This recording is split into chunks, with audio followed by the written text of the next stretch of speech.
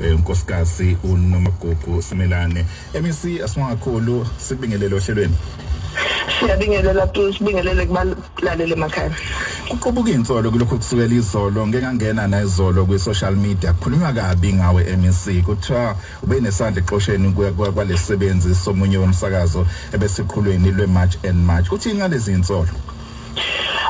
Angibonge ithuba lokuthi sikwazi ukulikhulumisa lolu daba. Angiqala nje ukuthi le insolo azilona iqiniso at all.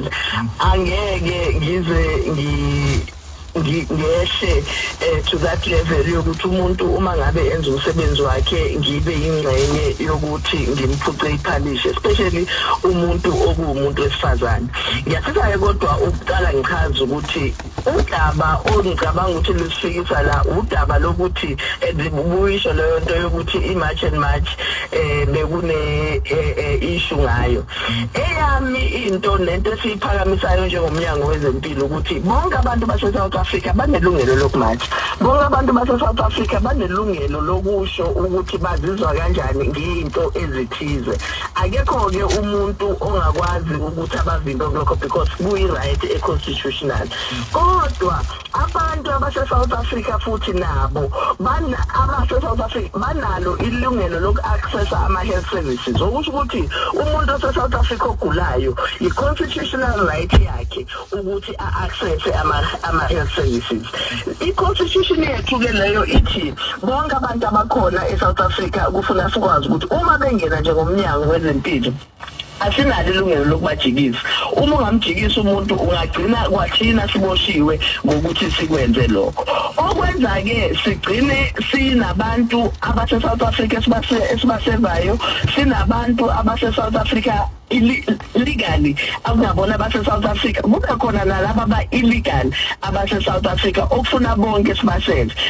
Mina okokuqala owaya e-legislature ngalo chaza lolu daba ukuthi umnyango wezempilo awunamali. Enye yezinto eyenza ukuthi iy'mali ziphele kakhulu emnyangweni wezempilo ukuthi sinabantu abase-South Africa abangekho e-South Africa ngokusemthethweni.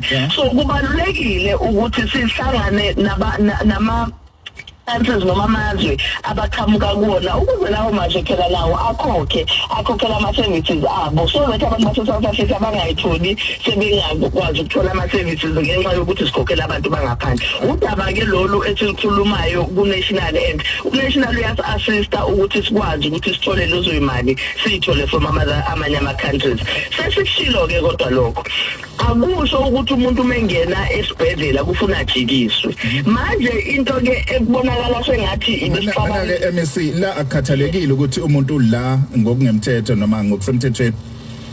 Uma engena nje emnyangweni wezempilo i-constitution ithi noma ngabe ubani wena ulana ngokomthetho noma ulapha eSouth Africa ngokungemthetho kubalekile ukuthi ayithole iservice. Nayi reason tu uma ngabe uthola umuntu ose-South Africa ngokungekho emthethweni asithi le-TB ngenza isibonelo ukuze ayeze azothola iservice kufuna ngene etekisini afike kithina simnikeze treatment.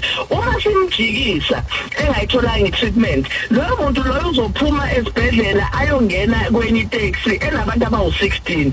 Out of labo bantu abawu-16 ngoba i-TB yathelelana uma ingathithwanga kusho ukuthi uzobe sethelela abantu abacishe babu-10 laba asuke nabo lapha etekisini. Labo bantu abawu-10 bayohamba bayothelela abanye abantu nabo and nala abahlala nabo aphinda bathelele. So kubalulekile ukuthi abantu abase-South Africa sikwazi ukuthi sibanikeze iservice abayidingayo, kodwa sibe nayo indlela ukuthi siyithola kanjani imali yethu back thina njenge-country so that singayitholi sesubsidize abantu abala e-South Africa abangabhilongi khona. Okay, so lezi insolo evelile anganoma umzwileni ngazo ukuthi ngenxa ukuthi la anganoma ukuthi ama-resources maningi noma mhlawumbe iningizimu Afrika icebeleni kuye kwaba nemibiko ukuthi bayithatha lezi insiza ne-medication njalo la iningizimu Afrika baphume baphindele emazweni abo bayoyidayisa. Uma lokho kuyiqiniso kuzosho ukuthini ngokomthwalo umnyango uzokwazi ukumelana ngamanye amazwi nomthwalo uma kuzokwenzeka kanjalo? Uma lokho kuyiqiniso kusho ukuthi enye yezinto okufuna iy'nselelo okufuna sibhekane nazo, kodwa kodwa akusumnyango wezempilo okwazi ukuvimbela umuntu umefika athi ngeke sikunikeze amaphilisi ngoba wena awusiwe wasa South Africa. Abantu ufuna babheke lokho abantu bomthetho, abantu abakwiborder abakwazi ukuthi ba-check ukuthi umuntu uma engena ungena nani, uma ephuma uphuma nani. But into ufuna siyisebenze noma siyikhulumise kulolu daba, abantu abangahlali noma bangaqhamuke eSouth Africa, abangazalwa eSouth Africa, abaningi babo uma befika eMnyango Wezempilo bafika kithina bene-address yase-South Africa, okusho ukuthi abanye bama-South Africans babanikeza i-address ukuthi bafike babhalise ngayo leyo address, okusho ukuthi umuntu kwesinye isikhathi kuba nzima ukumjikisa bese kunikeza i-address ukuthi cha une-address yala, kufanele ukwazi ukuthi umnikeze i-service okuyiyona yona. Sengikushilo-ke lokho umsindo obukhona last week wawukuthi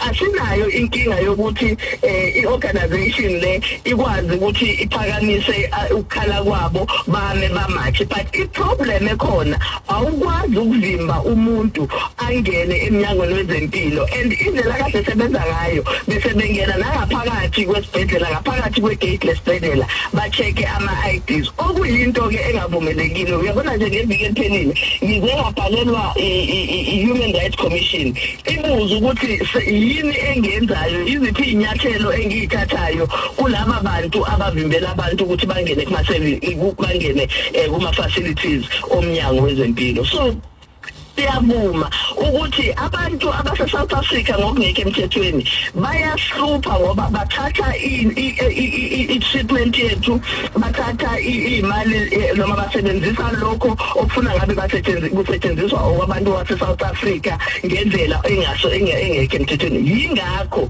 sithi ama-countries abo akutholakala indlela yokuthi abasikhokhele back yonke imali ukuthi siyayisebenzisa lapho, but thina njengomnyango wezempilo asikwazi ukujikisa umuntu. So ngichaza lokhu ngoba ngifuna ukuthi-ke tu akulona iqiniso ukuthi kukhona umsakazi engihambe ngathi akayoxoshwa emsebenzini. Umuntu nomuntu osebenzayo une-contract ayisanayo nomqashi wakhe. Anginawo amandla mina ukuthi ngifike la okhozini ngifike ngikhulume nabaphathi bakho tu ngithi cha angithandanga indlela okhulume ngayo, therefore abakhiphe eregweni, ngoba i-contract yakho iyi-contract ebhalwe phansi umqashi oshoyo ukuthi cha sisebenza nawe isikhathi esinje, sisebenza nawe indlela efana nale. Ayekho umuntu ongaqhamuka ngaphandle afike ashintshe lokho, and uma ngabe une-contract nomqashi ibisi yashintshwa i-contract yakho ngendlela okungeyona, unalo ilungelo phela wena njengomqashwa lokuthi uhambe uyethi CMA uyokhala ukuthi cha umqashi wami ungixoshe ngendlela okungasiyona. So akulona iqiniso nhlobo ukuthi ngihambe ngayokhuluma nabantu bestage esithize. Angithazi kwakona ukuthi sikuphi istage leso mina as a person. Into ebuhlungu ukuthi kunama-allegations athi uNomagugu Simelane ungene ney'kabha kulesa stage, okusho ukuthi personally ngihambe ngayoxoshisa umuntu. Udaba-ke lolo engisebenza nalo nabameli lami kusasa bonke laba abayikhulumayo sobe sesiyayixoxa kufuna bayilethe enkantolo ukuthi leyo evidence abayishoyo bayithathaphi, ngoba awukwazi ukuthi uvelulane ebese ukhuluma into ngomuntu ungenayo evidence but uyikhulume as if iqiniso ingelona iqiniso. Okay, kusho ukuqondane kabi nje ukuthi kuqhubeka lo mkhankaso, kanti lo mkhankaso ngakolunye uhlangothi uthinta kakhulu umnyango wakho, mhlawumbe abantu sebeconnecta lokho okuthiwa ama-dots. So asivale emisiki ngiyafisa ukuzwa la ngoba ngendlela engiba ngayo siyadingeka isombululo njengabantu abakhulumeni, akudingi ukuthi nisonge izandla ngoba kuzobonakala gcina isandla ukugcine sonke lesimo siphuma esandleni, ukugcine kwenzeka lento esibone ngo-2008 kuze kuba khona abantu abalahlekelwa imiphefumulo yabo. Uyaqinisekisa la kule ohlelweni njengamanje ukuthi khona enizokwenza nje usukumela lolu daba?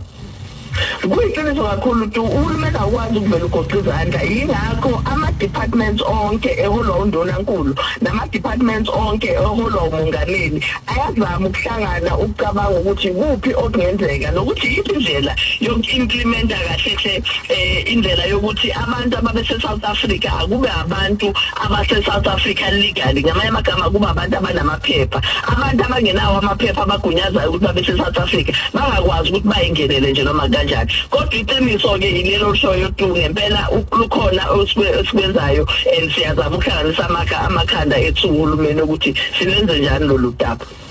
Alright, Mr. Kezakala sibambe lapha singakhona ngesikhathi sakho. Siyabonga kakhulu. Ngqongqoshe kwezempilo kwaZulu Natal unkosikazi uNomagugu Simelane. Alright, daba ngathanda ukukhuluma nathi ngalo. Ngiyaxoxa ke nokho mangabe sikhuluma ngalolu daba sensitive ngendlela enqaba lo. So ngesiqaphele indlela esobe sikhuluma ngalo. Ngiyazi ukuthi ngiyaqonda njengoba ngila empopeni ukuthi